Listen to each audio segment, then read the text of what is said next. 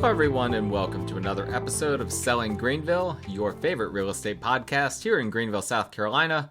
I'm your host as always, Stan McCune, realtor right here in Greenville, South Carolina. You can find all of my contact information in the show notes if you need to reach out to me for any of your local real estate needs. Just a reminder as always, please rate, review, subscribe, all of those good things with regard to the show. If you can leave a comment, do that. Anything you can do on the podcast app that you're using, and I think this podcast is pretty much on all of them.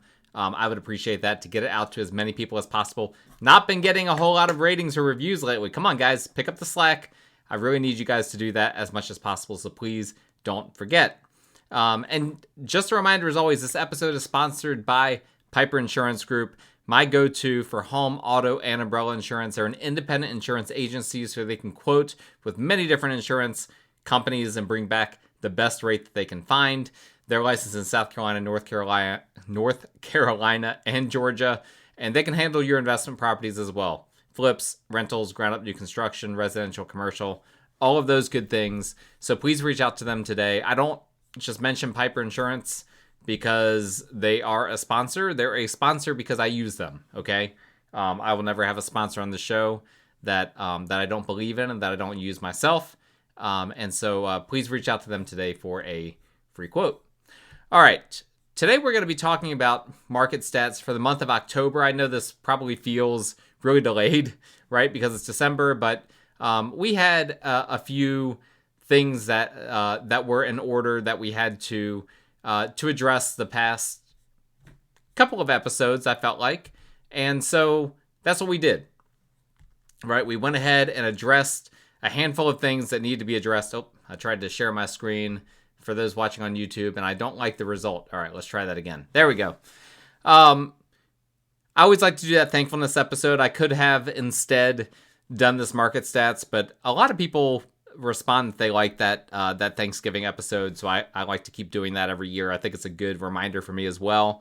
But regardless, if you've been following the show for a while, you know these market stats come out kind of late in the month, and so we don't yet have November's numbers yet, so we're looking back at October. Probably won't get November for another few weeks, and so we'll address that when the time comes. But we're just going to jump right in here. I've got some thoughts on some of these numbers, and I think just to start off, keep in mind one thing as you're looking at all of these. We had a major storm event in September. Sorry. It just worked out. My throat is parched. I should have water right here. I don't. We had a major storm event in September, and that really threw off a lot. I mean, I had a listing that went under contract literally the day before Helene came through, and we still have not closed on that property. Still under contract with the same buyers that got under contract way back then, but we're still waiting, you know? So that has caused a lot of impacts on a lot of different things. So I will keep coming back to that throughout this episode, most likely. I don't have this episode scripted out, so who knows what I'll say. But that's something just to keep in mind. You don't want to draw massive conclusions from data when we've had a very wonky storm event that has completely thrown off the entire local real estate market. But at the same time, we don't want to completely disregard these numbers as well. So let's just start right at the top with new listings. New listings, if you look historically, you'll see that we have been in the positives year over year for every month for a very long time on new listings data. We've been seeing a lot of supply coming into the market, more supply coming into the market than demand that has come into the market. And October reversed that trend. October was the first month in a very long time that we saw fewer listings year on year versus the year before. So October, we had 1,860 new listings. That was down from 1,877 October of 2023. Now, again, hurricane, right? The first few weeks of October were completely thrown off, if not more. I mean, I've had several properties that I've listed just the past few weeks that I was supposed to list back in October. So I think in some cases, we will still see probably listings spill into November or December that were supposed to be listed in September, October. So we might see, even though we're seeing a kind of a year-on-year dip here, I imagine this is going to rebound probably in a big way once we get the November stats in and perhaps the December stats as well. The only thing that might prevent that is if people, after getting through the storm and all of that, if they decide, you know what, I really don't want to list my home during the holiday season, all of that. Maybe they're concerned about seasonal trends, those sorts of things. I don't know. So that does remain a possibility, but if I had to put money on it, my prediction would be that we'll see these numbers rebound and the new listings data will probably end up coming back pretty strong. November of last year only had 1,558 new listings. I'd be shocked if we had fewer than that November of this year. So we'll keep up with that. Pending sales, the count of properties on which offers have been accepted in a given month. This is a number that's usually low by about 350 to 400 units for the most recent month. So I'm not going to put a whole lot of stock in October at the moment. I'll come back to that. What we need to look at is September. September was our first month, again, in a long time that had a negative year-on-year number for pending sales. Now, I do think that this was impacted by Helene, right? Because Helene came in and kind of wiped out the last few days of the month.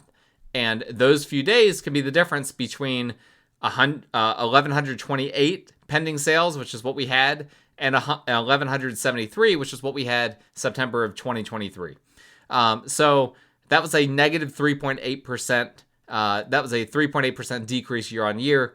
That being said, I feel like that probably is deceptive. And probably what we'll end up seeing is, again, October rebounding into a positive year on year pending sales number. Now, remember, a lot of contracts are falling through right now. And so just because these pending sales are high year on year doesn't mean that they're converting into closed sales year on year, which we'll talk about here in a second.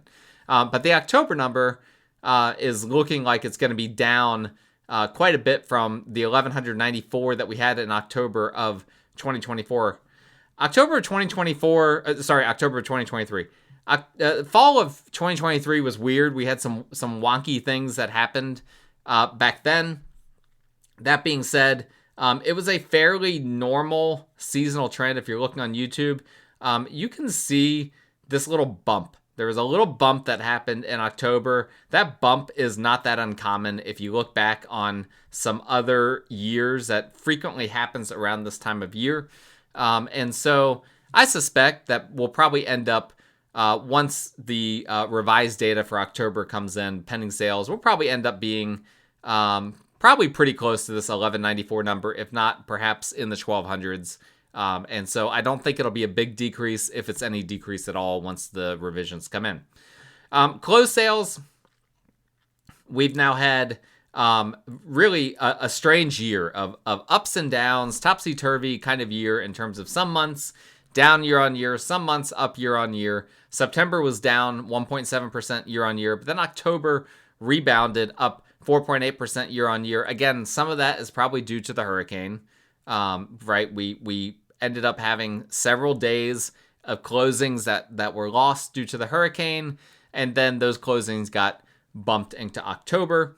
Once everyone got their power back, that was a whole thing. Deeds couldn't be recorded. Closing attorneys couldn't do title searches. A lot happened.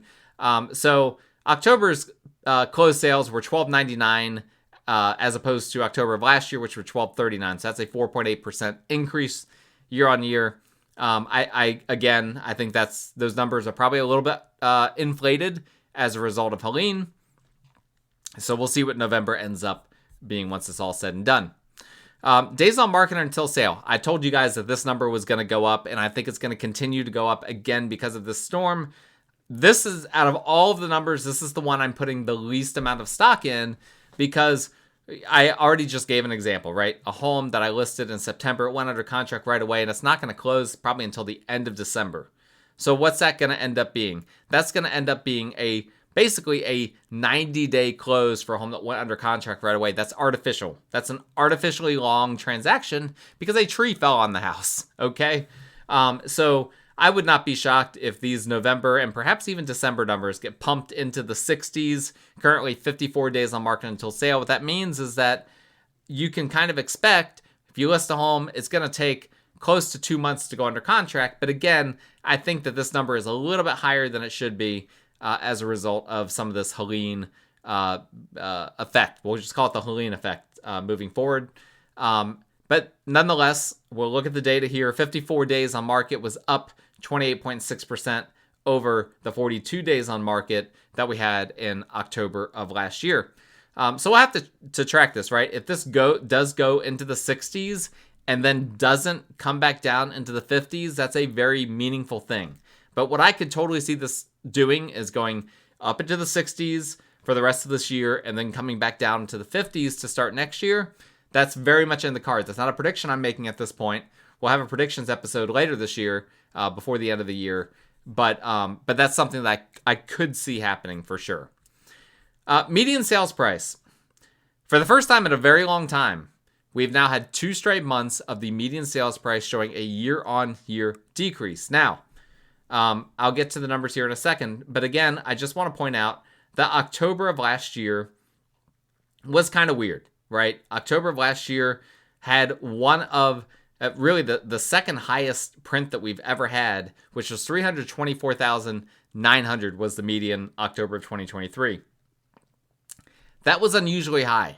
And, you know, we saw it crest that number once again in July of this past year.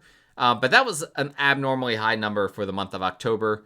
Needless to say, we didn't hit that this year. We were at 314,900, so 10,000 below. That's a 3.1% decrease year on year. And again, it's significant. It's for sure significant. I don't want to downplay the fact that we've had 2 straight months of year on year median decreases to the sales price. Does this mean that prices are going down? It could. But again, I want to see the Helene effect completely purged out of the data before I say for a fact prices are going down. I am not putting a tremendous amount of stock in this. Now, has the market slowed? Yes. The market has absolutely slowed, and we're for sure seeing sellers not getting what they want, generally speaking, and buyers not getting what they want. Nobody is happy right now. Everyone's unhappy with the state of the market right now, and that's just the way it is. But we'll have to keep track of this. If this doesn't turn the corner, right, let's just say by January, and we're still seeing negative numbers going into the new year, then that's something to take note of. And it's not necessarily a bad thing. It's a bad thing if you're a seller or someone that really keeps up with the value of your real estate. But if you're a buyer, that could be a great thing. And I'm seeing some really fantastic deals out there for buyers. I sent property to some buyers recently. They could have had it for $55,000 less than what it ended up selling for. Now, they all chickened out for one reason or another. I shouldn't say that they chickened out. That's really not a fair way of framing it. They each had different reasons for not being interested. But there are deals out there right now that are not going to be out there for forever because of where the mortgage rates are right now, because of the way the inventory situation is right now, because of uncertainty due to the Trump administration and how that's going to impact things. So there's a lot of uncertainty, and that is for sure causing price appreciation to be suppressed. Now, whether prices are going down or not as a result of something other than the Helene effect, that's a separate question. Here's why I think that the Helene effect for sure is impacting this number. I'll give you one example. I'm not going to belabor the point. But just one great example. There was a home that I saw that came on the market recently for like $200,000, which is pretty cheap, right? We're talking about the median sales price is $315,000. So a home that comes on the market for $200,000 is pretty cheap by Greenville County standards. So it came on the market for $200,000. I looked at it immediately, and the first thing I noticed was just a massive tree on top of the house. It was like, okay, well, I see why it's cheap. But then I looked into the history of the house, and the house had actually been under contract in the mid 300s, and then that contract fell through after the tree fell on the home. And I don't know if the homeowner didn't have insurance or if they decided to just pocket the insurance and just sell the home as is rather than doing a bunch of work on it. But regardless, there's a home that would have sold for probably mid to high 300s that's instead going to sell in the low 200s. And that's a direct result of Helene. So that is how a storm like Helene can cause these numbers to be suppressed. Now, interestingly, the average sales price was not affected negatively by Helene. Actually, the average sales price had, I believe, the highest year-on-year increase that I have seen since I've started recording this podcast, which is almost 5 years at this point. A 9.1% increase year-on-year, up from 380 and change, which was October of last year, up to 415 and change October of this year. Now, I don't put as much stock in the average sales price as I do the median, because the average is skewed by when you get a bunch of expensive properties or a bunch of cheap properties that sell in a month, right? Whereas the median just gives you that middle number, and it's really the most accurate way to kind of track where prices are going. But I do find this interesting. We'll come back to why the average is so disconnected from the median here in a second. Percent of list price received. We are now down to 98%. We've been flirting in the low 98s. We're back down to 98%, which is the lowest that we've had all year so far. And that's 3.3% lower than the 98.3% that we had in October of last year. So sellers not getting quite as much as they have at other times of the year, but this is a seasonal number, right? If you look at traditional times of the year, you can see towards the end of the year, the percent of list price received goes down. Sellers are willing to part with the home perhaps more quickly, maybe the first offer that they get, rather than kind of stringing things along, because they're at the end of the year. They don't want to have to be thinking about this. They just want to move on from whatever the property is, or perhaps, if they're moving themselves, they're in a position where they want to move before the new year. And so they're willing to be a little bit more aggressive in terms of, or not aggressive, depending on how you look at it. But they're willing to accept usually offers that are a little bit lower than they would at other times. And that's what we're seeing with that. Housing Affordability Index. We knew that this was not going to stay above 100, which that's what we want, right? We want housing affordability to be over 100. That means if it's over 100, roughly speaking, that the median household can afford the median priced home based on income levels, based on mortgage rates, all of that.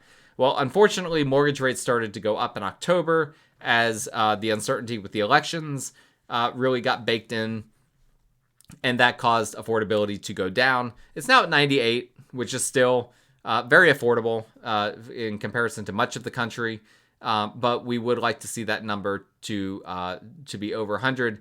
That being said, that's much better than it was last year. Last year was 86 in October of 2023. And so this year it's at 98. So what we're seeing is incomes have been rising faster than the cost of real estate has been rising. And as a result, affordability is better than it was.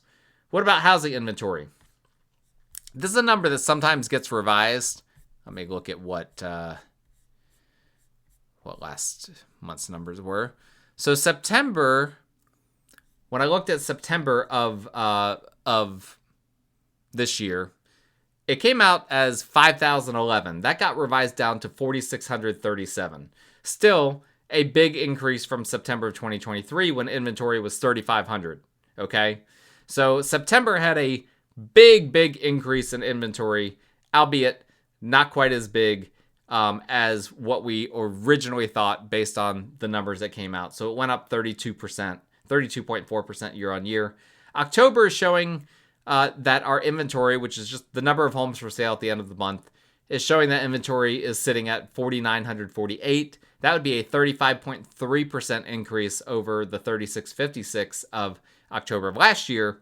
However, if we get a revision comparable to this past month, which was a revision close to 500 units, then we'll actually find this number falling below the September number, and also still being an increase year on year, but much less of an increase year on year versus October of last year.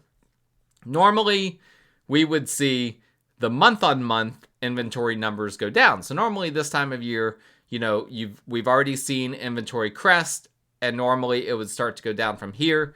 But that usually starts a little bit sooner than now, but it might be as a result of all the different things going on in addition to the Helene effect, that perhaps the descent of inventory has started a little bit later in the year. So now it's looking increasingly like perhaps our peak of inventory was September, and now we're going to start seeing inventory start to fall. And if you look at normal years, I'm not going to look at the pandemic years, but if you look at normal years, it kind of bottoms out in December, January, February, and then starts to go up usually February, March, when sellers start to go back online and decide that they want to sell their homes again.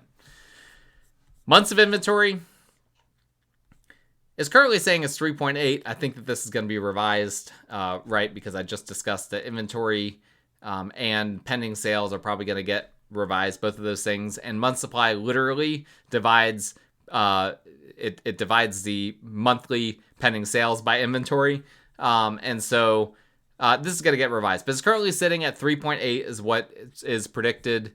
Last month, they thought before revisions it was 3.9, and then September got revised down to 3.5. So I think we can reasonably project that October will probably come in, once this is revised, at like 3.4 months of inventory. Again, hovering right in the mid threes for inventory. What does that mean? It just means that supply and demand is still staying, it's kind of stabilized in the 3.5 month range for now. And so that means the seller and buyer behaviors have adapted somewhat. If we start to see this number soar into the 4s, well, then that would tell us that that would be an indicator that prices are likely to start coming down. And that's why I'm not drawing too many major conclusions from that median price showing 2 consecutive months of year-on-year declines, because some of the other fundamentals, specifically this month's supply of inventory, isn't showing dramatic spikes. Until that happens, I'm not putting a ton of weight in whether prices are actually falling in any meaningful way. Now, I'm just going to discuss this real quick because for those of you that might be interested in why the average sales price and the median sales price is so disconnected, I'm going to show you guys a little chart here that I normally don't, and it's closed sales. And you'll see here, we've got closed sales at 150,000 and below, 150 to 250, 250 to 350, 350 to 500, 500 to 750, 750 to $1 million, and $1 million and above, okay? And where are we seeing the biggest increases year on year? It is in the 350 and above. Well, let me come back to that. But take 350 all the way up through $1 million and above, and that is by far the biggest increases. Everything below 350 did increase closing sales year on year, except for the 150 and below, because there's just not a whole lot of inventory 150 and below. But between 150 and 350, we still saw increases, but those increases paled in comparison. So here's the breakdown of the increases, right? 150,000 and below was down 23.5% year on year. It went down from 851 closed sales last year that were at that price point to only 651 this year. That market's basically going away, right? The 150 and below, it's almost gone. 651 closings in 1 month is not a whole lot for that price point. 150 to 250, that was only up 1.4% year on year. It went up to 3441 closed sales versus 3393. 250 to 350 price point, that went up 5.1% year on year, up to 5846 for October 2024. And then here's where we start to see the big numbers. 350 to 500, up 9.8% year on year, up to 3636, which was over 300 units higher than the year before, October before. 500 to 750 was up 8.2% year on year, up to 1621 versus 1498 October the year before.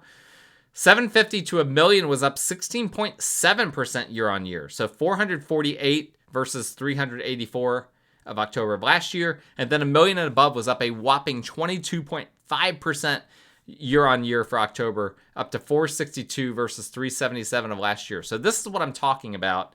When you have a median price point at 315, but you're having closed sales for $1 million properties, $800,000 properties, $700,000 properties that are really exceeding previous years, that's going to drive your average to be much, much, much higher than the median would be. And so that's exactly what's happening here. Now, if you're looking at the chart and perhaps you processed it as you were hearing the numbers without looking at it, you're like, well, the number of units was way higher for the 250 to 350 and 350, 500, et cetera, et cetera. And that's accurate. And that's why the median is lower, right? Because the median looks at the middle number. And so the middle numbers are flooded by this 250 to 500 price point. And that's why we come up with the median of 315, whereas the average is in the 400s. So I hope that makes sense. Practically speaking, what does this mean?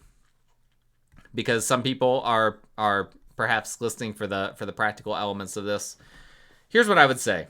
If you're a buyer, don't sit on the sidelines. This is not the time to sit on the sidelines. I've already said there's deals out there, right? You don't want to be the guy or the gal that misses out on the deal when it comes up. I have a lot of closings in the month of December, historically. A lot of closings. And a lot of buyers that find properties in the month of December. Don't miss out. If you miss out, you're just hurting yourself, right? There's no point in getting discouraged and saying, you know what? I'm done. I'm just going to wait until the new year. No. Don't wait until the new year. There are deals to be done. There are buyers. There are other buyers that are sitting out the market right now, and you can take their place. You can step in and be the buyer that they are not. You can be better than them. And listen, I'm available. I'm available for you guys. I will work through the month of December. I've got all sorts of different holiday things going on. I'm still going to be working for you guys, for all of my clients. So keep that in mind. If you're a seller, you just sit tight, right? I'm coaching my sellers, and I've got all of my sellers right now under contract except for one. And that one's just kind of an odd situation. But I'm telling my sellers, you need to sit tight right now because the market is odd. Again, we still have the Helene effect kind of mudding the waters. No pun intended.